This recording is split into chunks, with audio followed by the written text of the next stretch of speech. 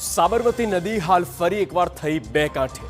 ઉપરવાસથી હાલ પાણીની ભારે આવક જોવા મળી। વાસણા બેરેજમાંથી પાણી છોડવામાં આવતા અમદાવાદ રિવરફ્રન્ટ પર સાબરમતી પાણીના ફરી વળ્યા છે, જેના કારણે 28 ગામડાઓને હાઈ એલર્ટ કરી દેવામાં આવ્યા। ખેડામાં સાબરમતીના પાણી ફરી એકવાર કહેર મચાવી શકે છે।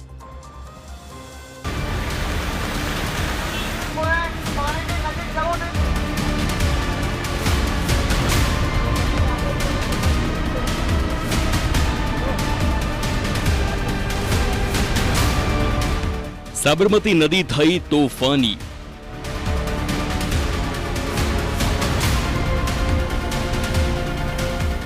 નદીના રૌદ્ર સ્વરૂપથી રહેજો સાવધાન।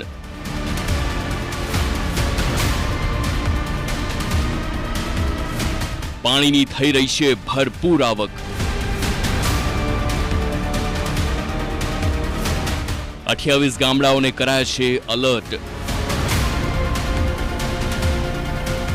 માત્ર 10 દિવસની અંદર જ બીજી વખત સાબરમતી નદીનો આ નજારો ફરી એકવાર જોવા મળી રહ્યો છે। વાસણા બેરેજમાંથી 96,658 ક્યુસેક પાણી છોડવામાં આવતા હાલ સાબરમતી નદી બે કાંઠે જોવા મળી રહી છે। વાસણા બેરેજના 27 દરવાજા ખોલી સાબરમતીમાં પાણી છોડાઈ રહ્યું છે। ધરોઈ ડેમમાંથી 94,000 ક્યુસેક પાણી છોડવામાં આવ્યા બાદ અમદાવાદના વાસણા બેરેજના 27 દરવાજાઓ ખોલવામાં આવ્યા છે અને અહીંયાથી પાણી વહેતું આપને જોવા મળી રહ્યું છે। તમામ જે 27 દરવાજાઓ ખોલવામાં આવ્યા છે એ ફ્રી ફ્લો ખોલવામાં આવે છે, એટલે કે જેટલું પાણી આવે એ તમામ પાણી અહીંયાથી વહીને સાબરમતીમાં જઈ શકે એ પ્રકારની વ્યવસ્થા ગોઠવવામાં આવી છે।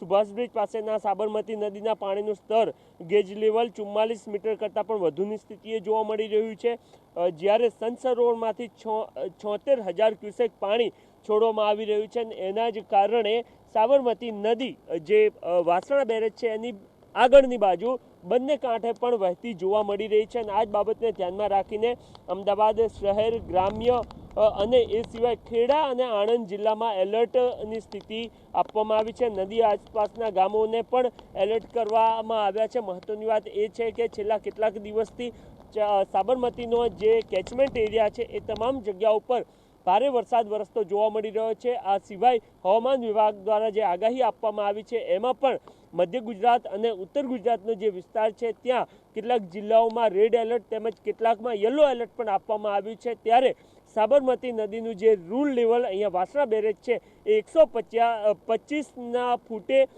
મેન્ટેન કરવા માટેની પણ સૂચના આપવામાં આવી છે। સાબરમતી નદી બે કાંઠે થતા તંત્ર એલર્ટ મોડ પર છે।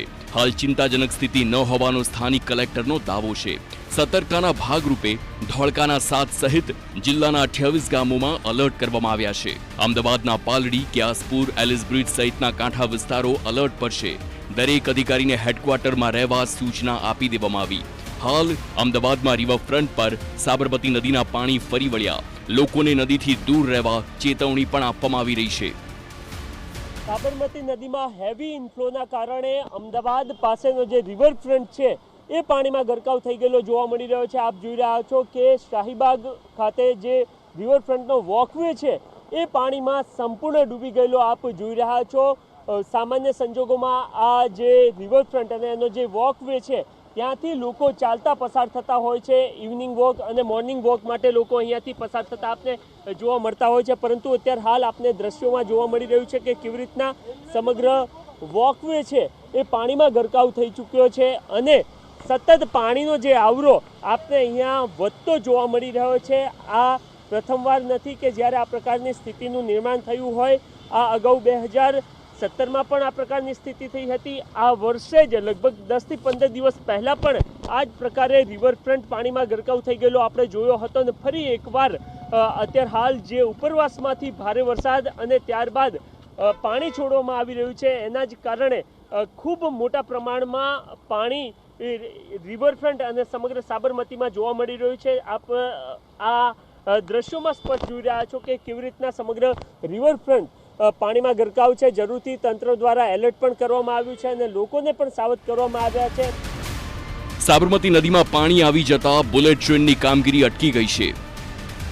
ઉપરવાસમાં ભારે વરસાદ બાદ અમદાવાદ જે રિવરફ્રન્ટ પાસેથી સાબરમતી નદી વહી રહી છે ત્યાં પાણી ફૂલ ફોર્સમાં અહીંયાથી પસાર થતું આપને જોવા મળી રહ્યું છે અને આ પાણીનો ફોર્સ એટલો ખૂબ વધારે છે કે જેના કારણે જે બુલેટ ટ્રેનનું કામ ચાલતું હતું એ પણ હાલ પૂરતું રોકી દેવામાં આવ્યું છે, પરંતુ જે જગ્યા પર એટલે કે લગભગ આ 50 ફૂટથી પણ વધારે ઊંચો જે પિલર છે એ તૈયાર કરવામાં આવ્યો છે અને એ પિલર પર કામકાજ કરવા માટે અથવા તો જે કન્સ્ટ્રક્શનની વસ્તુ લઈ જવા માટેની એક સ્પેશિયલ સીડી તૈયાર કરવામાં આવી હતી લોખંડની, એ પણ આ પાણીના ફોર્સમાં થોડી આડી થઈ ગયેલી આપને જોવા મળી રહી છે. એક જાણે કે તાંતણે બંધાઈ રહી હોય આ સીડી, એ પ્રકારના દ્રશ્યો આપને જોવા મળી રહ્યા છે.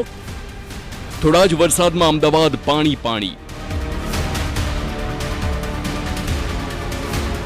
અનેક વિસ્તાર થયા જળ બંબાકાર. એએમસીની કામગીરી સામે ઉઠ્યા સવાલ. માત્ર 2 થી 3 ઇંચ વરસાદમાં જ અમદાવાદના અનેક વિસ્તાર જળમગ્ન જોવા મળ્યા. પૂર્વથી લઈ પશ્ચિમ અમદાવાદના અનેક વિસ્તાર પાણી પાણી થઈ ગયા. ભારે વરસાદને કારણે ફરીથી બોપલ, સેલા અને સાઉથ બોપલ જેવા વિસ્તારો જાણે કે ટાપુમાં ફેરવાઈ ગયા હોય તેવી પરિસ્થિતિ સર્જાઈ છે. હું આપણને દ્રશ્યો બતાવવા માંગીશ કે આ સેલા જે વિસ્તાર છે અને ક્લબ O7 પાસેનો રોડ છે કે જ્યાં બંને તરફ પાણી જ પાણી છે તે જોવા મળી રહ્યું છે. લોકોને અવરજવર કરવી મુશ્કેલ બની રહી છે. જે વાહન ચાલકો, ખાસ કરીને બાઇક ચાલકો જે અહીંથી પસાર થઈ રહ્યા છે, તેમના વાહનો છે તે બંધ પડી રહ્યા છે. જે રીતે આ મુખ્ય રસ્તો છે, કેમ કે અહીંથી મોટી સંખ્યામાં વાહનો છે તે પસાર થતા હોય છે. આ દ્રશ્યો જુઓ કે જે પરિસ્થિતિ સર્જાય છે, દર વખતેની આ પરિસ્થિતિ છે. કોર્પોરેશન કહે છે કે હવે પાણી નહીં ભરાય. સ્થાનિક જે કોર્પોરેટરો હોય છે, સ્થાનિક આગેવાનો હોય છે, તેઓ દ્વારા પણ જણાવવામાં આવતું હોય છે કે કોર્પોરેશનમાં રજૂઆત કરેલી છે, અન્ય જે વિભાગો છે ત્યાં રજૂઆત કરેલી છે, પરંતુ સ્થિતિ દર વખતે ત્યાંની ત્યાં જ છે. ખાસ કરી અને સોલા વિસ્તાર હોય, જે નવા કન્સ્ટ્રક્શન સાઇટ બનતી હોય છે, નવું ડેવલપમેન્ટ થઈ રહ્યું છે, આ તમામ જે વિસ્તારો છે, આ તમામ વિસ્તારોની અંદર છે પાણી જ પાણી છે તે જોવા મળી રહ્યા છે. હવે જો અમદાવાદના સરખેજ વિસ્તારમાં કેવી રીતે વરસાદે લોકોની મુશ્કેલી વધારી છે. થોડા જ વરસાદમાં સરખેજમાં પાણી ભરાઈ ગયા. વરસાદ શરૂ થતાની સાથે જ અમદાવાદના અનેક વિસ્તારોમાં ઘૂંટણસમાં પાણી ભરાઈ જાય છે. તેનું મહત્વનું કારણ કે કોઈ પણ પ્રકારે યોગ્ય રીતે રોડનું લેવલ રાખવામાં આવતું નથી. પાણીના નિકાલ માટે જે લાઈનો નાખવામાં આવે તેનું પણ કોઈ પણ પ્રકારનું લેવલિંગ હોતું નથી, જેના કારણે વરસાદી પાણી ભરાઈ જવાની અનેક ફરિયાદો જોવા મળતી હોય છે. મહત્વની બાબત છે કે આખરે આ એકાદ વર્ષની વાત નથી, પરંતુ વર્ષોથી આ સરખેજ વોર્ડના દ્રશ્યો છે કે જ્યાં પાણી ભરાય છે પરંતુ તેના નિકાલની વ્યવસ્થા કરાઈ જ નથી. ખૂબ જ શરમજનક બાબત આ અમદાવાદ મહાનગરપાલિકાના સ્માર્ટ સિટીના અધિકારીઓની અણઆવડતના દ્રશ્યો છે. કારણ કે જો યોગ્ય રીતે આયોજન કરવામાં આવ્યું હોય, યોગ્ય રીતે વ્યવસ્થા ઊભી કરવામાં આવી હોય તો સામાન્ય વરસાદમાં કોઈ પણ જગ્યા પર આ પ્રકારના પાણી ભરાય નહીં. હવે જુઓ સરસપુરમાં વોરાના રોજા વિસ્તારમાં કેવી રીતે પાણી ભરાયેલા છે. એવું નથી કે અમદાવાદમાં 10 થી 12 ઇંચ વરસાદ વરસ્યો હોય. અમદાવાદમાં માત્ર 2 થી 3 ઇંચ વરસાદમાં જ આ પ્રકારની સ્થિતિ છે. અને ત્યારે પણ કેવી રીતે આ પરિસ્થિતિ સર્જાઈ તે આપની સામે છે. અમદાવાદ શહેરની પરિસ્થિતિ ડામાડોલ થઈ છે. આપ જુઓ અત્યારે કે જે પાણી છે, પાણી ભરાવાને કારણે વાહનોને ભારે મુશ્કેલી પડી રહી છે.